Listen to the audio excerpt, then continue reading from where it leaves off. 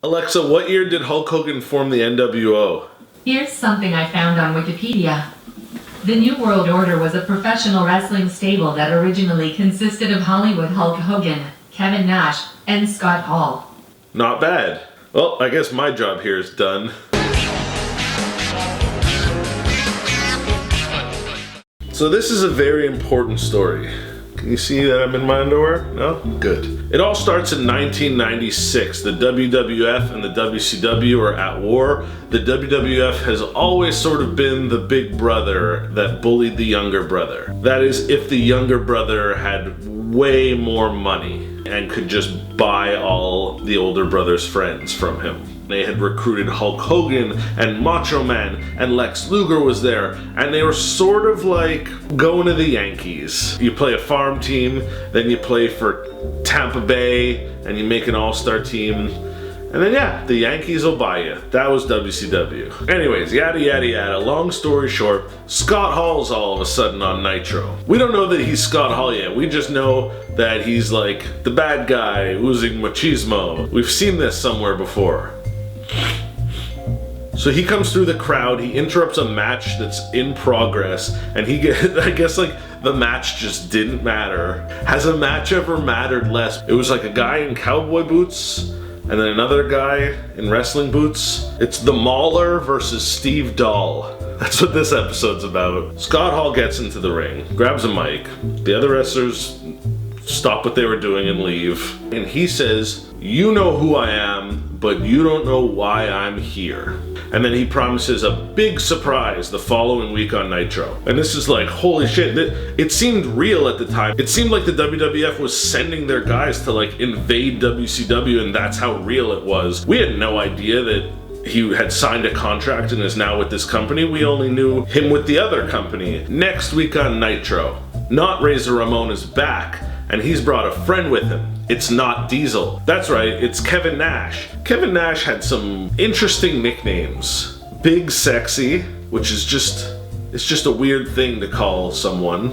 Look, was he sexy? Sure. Was he big? Of course. It makes sense. He also had Big Daddy Cool. If you just take away the descriptor big from both nicknames, one is Daddy Cool and the other's just sexy. And these two outsiders sure are a menace. That's the name of the tag team that they ended up going with. They are such large villains, they are such detrimental scoundrels that the good guys, you know, Sting and Lex Luger and Macho Man and all these heroes come to the rescue, and they're gonna take on the outsiders and banish them back to where they came from. This brings us all the way to Bash at the Beach 1996. It's Sting, Lex Luger, Macho Man versus Scott Hall, Kevin Nash, the Outsiders, and a mystery third opponent. There's all sorts of rumors, all sorts of speculation. Nobody knows who the third partner is. The match even starts as a 3-on-2 because no third partner comes out, and everyone's like, oh, they're just bluffing. Oh, there is no third partner. It doesn't look good on the part of WCW that their three best superstars didn't just beat the two guys right away. The Outsiders actually look like they might even be winning the match until, uh-oh, they're in for trouble now. That's Hulk Hogan. You know, the biggest hero of them all. The guy that tells you to eat your prayers and take your vitamins. He is the impenetrable, ultimate good. And here he comes to save the day. He gets into the ring, the Outsiders scram, and he looks at Macho Man, and then he fucks us all.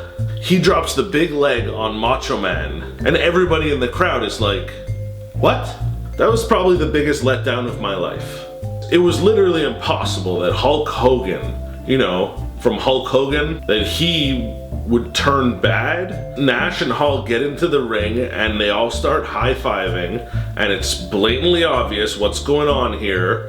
They start beating the crap out of the three other guys, and then in a post-match interview with Mean Gene Okerlund, where the ring is just berated with garbage for like 20 minutes. That's what I like about WCW, is back in the day you could just throw stuff. I miss those days. You don't see anyone tossing a half-eaten burger at Roman Reigns. Hogan declares that Hall, Nash, and himself are the new world order of wrestling, and they're gonna wear black now, and they're gonna beat everybody up. And the NWO from that point on, takes over wrestling. I mean, that's exactly what I mean.